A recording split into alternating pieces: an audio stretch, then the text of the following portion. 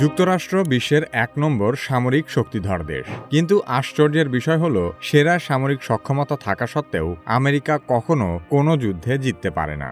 Vietnam, Iraq কিংবা আফগানিস্তানের মতো দীর্ঘমেয়াদী যুদ্ধে বিপুল অর্থ ব্যয় এবং ব্যাপক সামরিক অভিযান চালিয়েও শেষ পর্যন্ত আমেরিকাকে লেজ গুটিয়ে পালাতে হয়েছে। সাম্প্রতিক সময়ে ইরান যুদ্ধেও আমেরিকা তাদের কোনো লক্ষ্যই অর্জন করতে পারেনি। তাই এটিও যুক্তরাষ্ট্রের একটি মারাত্মক ব্যর্থতা হিসেবেই দেখা হচ্ছে। বিশ্বের সবচেয়ে শক্তিশালী সামরিক বাহিনী এবং উন্নত প্রতিরক্ষা সামগ্রী থাকা সত্ত্বেও আমেরিকা কেন কোনো যুদ্ধে জিততে পারে না, সে সম্পর্কে আলোচনা করা হবে কি কেন কিভাবে এই পর্বে।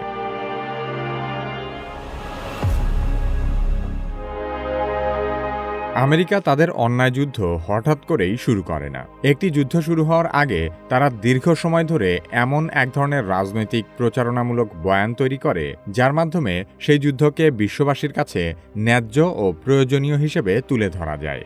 এই বয়ান তৈরির একটি নির্দিষ্ট ধরন আছে। প্রথমে কোনো দেশ বা অঞ্চলকে বৈশ্বিক নিরাপত্তার জন্য হুমকি হিসেবে তুলে ধরা হয়। তারপর সেই হুমকিকে অতিরঞ্জিত করে বিশ্ব মিডিয়ায় প্রচার করা হয়। এরপর বলা হয়, এই হুমকি ঠেকাতে তাদের উপর শক্তি প্রয়োগ ছাড়া আর কোনো উপায় নেই। এভাবেই ধাপে ধাপে এমন একটি পরিস্থিতি তৈরি করা হয় যাতে যুদ্ধ শুরু হলে সেটি আর আগ্রাসন নয়, বরং আমেরিকা কিংবা বিশ্বের জন্য নিরাপত্তা রক্ষার পদক্ষেপ হিসেবে প্রচার করা যায়। স্নায়ুযুদ্ধের সময় যুক্তরাষ্ট্রের যুদ্ধনীতির কেন্দ্র ছিল ওয়ার অন কমিউনিজম। তখন বিশ্বের কোথাও সমাজতান্ত্রিক বা বামপন্থী আন্দোলন দেখা দিলেই সেটিকে সোভিয়েত প্রভাব বলে সেখানে হস্তক্ষেপ করা হতো। ভিয়েতনাম যুদ্ধ এই নীতিরই সবচেয়ে বড় উদাহরণ। পরবর্তীতে সোভিয়েত ইউনিয়নের পতনের পর নতুন বয়ান হিসেবে সামনে আসে ওয়ার অন টেরর। ২০০১ সালের পর এই বয়ানের আড়ালেই আফগানিস্তান ও ইরাকে দীর্ঘ যুদ্ধ চালানো হয়। ইরাকে গণবিধ্বংসী অস্ত্র থাকার দাবি করে যুদ্ধ শুরু করা হলেও পরবর্তীতে সেই অস্ত্রের কোনো অস্তিত্বই পাওয়া যায়নি। এরপর ওয়ার অন ড্রাগস নামে আমেরিকা আরেকটি বয়ান সামনে আনে, যার মাধ্যমে ল্যাতিন আমেরিকার বিভিন্ন দেশে রাজনৈতিক ও সামরিক প্রভাব বাড়ানো হয়। মাদক বিরোধী অভিযান বলা হলেও অনেক ক্ষেত্রে এটি আঞ্চলিক রাজনীতিতে হস্তক্ষেপের প্রধান অস্ত্র হয়ে ওঠে।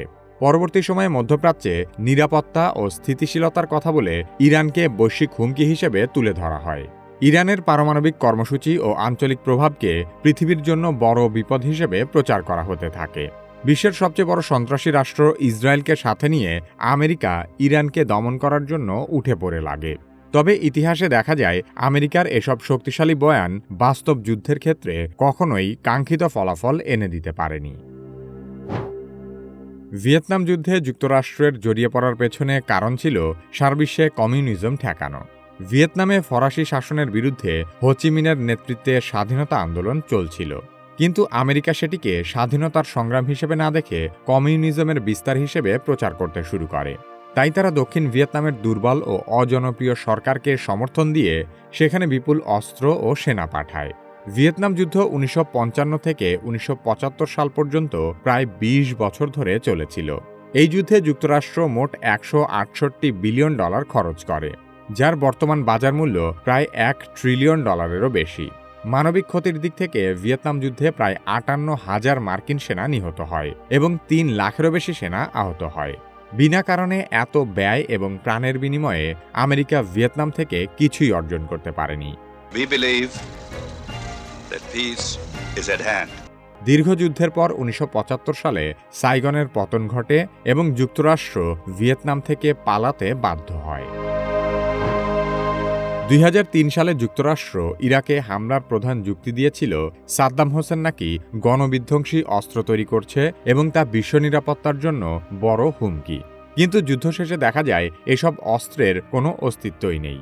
বিশ্লেষকদের মতে মধ্যপ্রাচ্যে আমেরিকার প্রভাব বাড়ানো এবং তাদের তেল সম্পদ লুট করাই ইরাক যুদ্ধের মূল উদ্দেশ্য ছিল। যুদ্ধের শুরুতে ইরাকের সেনাবাহিনী দ্রুত ভেঙে পড়ে এবং বাগদাদ দখলের মাধ্যমে সাদ্দাম সরকারের পতন ঘটে। তবে এরপর থেকেই যুদ্ধের পরিস্থিতি আমেরিকার হিসেবের বাইরে চলে যায়। ইরাক যুদ্ধ শুরু হয়েছিল ২০০৩ সালে এবং সেখানে যুক্তরাষ্ট্রের সামরিক উপস্থিতি শেষ হয় ২০১১ সালে। তার মানে ইরাকে প্রায় ৮ বছর সরাসরি যুদ্ধ চালায় আমেরিকা। এই যুদ্ধে যুক্তরাষ্ট্রের ব্যয় নিয়ে বিভিন্ন ধরনের তথ্য পাওয়া যায়। সরাসরি যুদ্ধ ও সংশ্লিষ্ট খরচ মিলিয়ে মোট ব্যয় ধরা হয় প্রায় $২ ট্রিলিয়ন বা তারও বেশি। এছাড়া যুদ্ধাহত সেনাদের চিকিৎসা, যুদ্ধঋণের সুদ ব্যয়ের মতো দীর্ঘমেয়াদী খরচ হিসাব করলে তা $3 ট্রিলিয়ন ছাড়িয়ে যেতে পারে। মানবিক ক্ষতির দিক থেকে এই যুদ্ধে প্রায় 4,500 মার্কিন সেনা নিহত হয় এবং 32,000-এর বেশি মার্কিন সেনা আহত হয়। এমন ব্যর্থতা যুক্তরাষ্ট্র আর অন্য কোনো যুদ্ধে দেখেনি। 2001 সালের 11 সেপ্টেম্বর টুইন টাওয়ার হামলার পর যুক্তরাষ্ট্র সন্ত্রাসবিরোধী যুদ্ধ ঘোষণা করে আফগানিস্তানে হামলা চালায়। তাদের দাবি ছিল তালেবান সরকার আল কায়দা নেতা ওসামা বিন লাদেনকে আশ্রয় দিচ্ছে। শুরুতেই মার্কিন বাহিনী দ্রুত কাবুল দখল করে এবং তালেবান সরকারকে ক্ষমতা থেকে সরিয়ে দেয়। কিন্তু তারা ধারণা করেছিল বড় বড় শহর দখল করলেই পুরো আফগানিস্তান নিয়ন্ত্রণে চলে আসবে। কিন্তু এটিই ছিল আমেরিকার সবচেয়ে বড় ভুল ধারণা। আফগানিস্তানের জটিল ভূগোল, উপজাতীয় রাজনীতি এবং তাদের দীর্ঘ যুদ্ধের অভিজ্ঞতা পরিস্থিতিকে আরও কঠিন করে তোলে।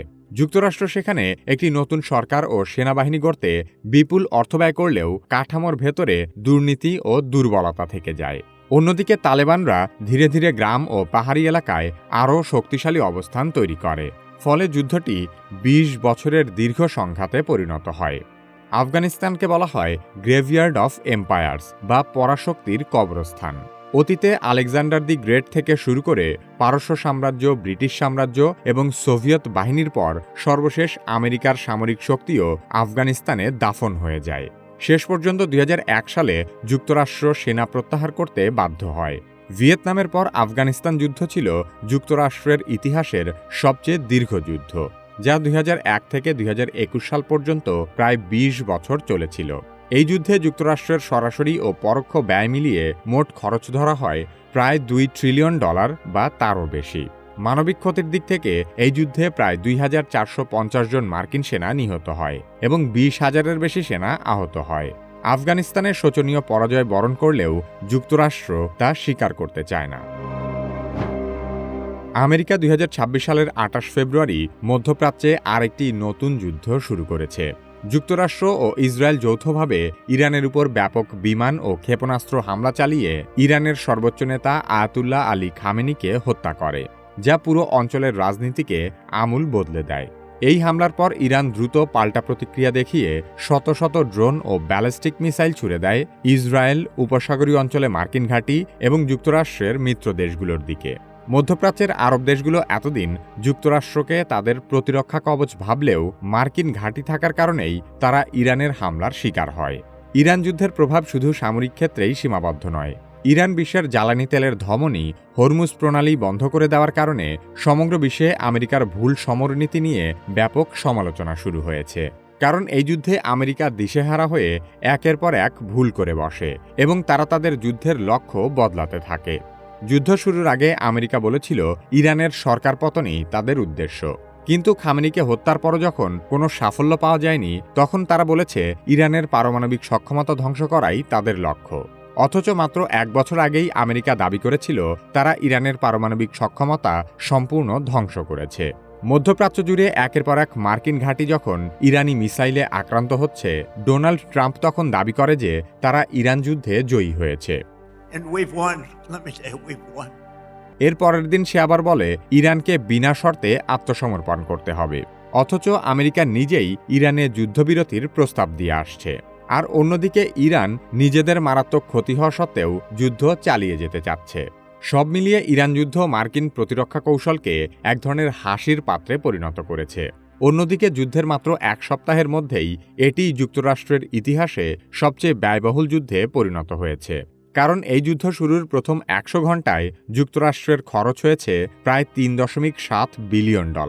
প্রথম 1 সপ্তাহে খরচ হয় প্রায় $11.3 বিলিয়ন। তাছাড়া প্রতিদিন আমেরিকার কমপক্ষে $1 বিলিয়ন করে খরচ হচ্ছে। এছাড়া তাদের মধ্যপ্রাচ্যের ঘাঁটিগুলোতে বহু বিলিয়ন ডলারের প্রতিরক্ষা সামগ্রী ধ্বংস, সেরা প্রযুক্তিসহ সামরিক বিমান ধ্বংসের মতো আকাশ প্রতিরক্ষা ব্যবস্থায় যে পরিমাণ খরচ হচ্ছে তাতে খুব কম সময়ের মধ্যে এই যুদ্ধের ব্যয় $100 বিলিয়ন ছাড়িয়ে যাবে। ভবিষ্যতে এই যুদ্ধ যেদিকেই গড়াক না কেন আমেরিকা শুরুতেই হেরে গেছে, কারণ তাদের প্রধান উদ্দেশ্য ছিল ইরানের সরকার পতন। উল্টো আয়াতুল্লাহ আলী খামেনির বদলে তার ছেলে মুজতবা আলী খামেনির নেতৃত্বে ইরানে আরও কট্টরপন্থী সরকার ক্ষমতা গ্রহণ করেছে। আমেরিকা এত বিপুল অর্থ খরচ করে যুদ্ধে জড়ানোর পেছনে তাদের দেশের অনেক ক্ষতি হলেও এসব যুদ্ধ থেকে লাভবান হয় মাত্র 5টি মার্কিন কোম্পানি। এদের বলা হয় বিগ ফাইভ। পৃথিবীর সমস্ত যুদ্ধে কেন যুক্তরাষ্ট্র নাক গলায় এবং আমেরিকা কেন শুধুমাত্র টাকা কামানোর জন্যই বিভিন্ন যুদ্ধে জড়িয়ে পড়ে সে সম্পর্কে জানতে চাইলে কিভাবে এই ভিডিওটি দেখতে পারেন। বর্তমান সময়ে এআই না শিখলে আপনি নিশ্চিতভাবেই পিছিয়ে পড়বেন। যারা নিজে নিজে এআই এর ব্যবহার শুরু করতে ভয় পাচ্ছেন তারা কিভাবে একাডেমির এআই দক্ষতা কোর্সে ভর্তি হতে পারেন। ভিডিও ডেসক্রিপশন ও পিন কমেন্টে কোর্সের লিংক দেওয়া আছে।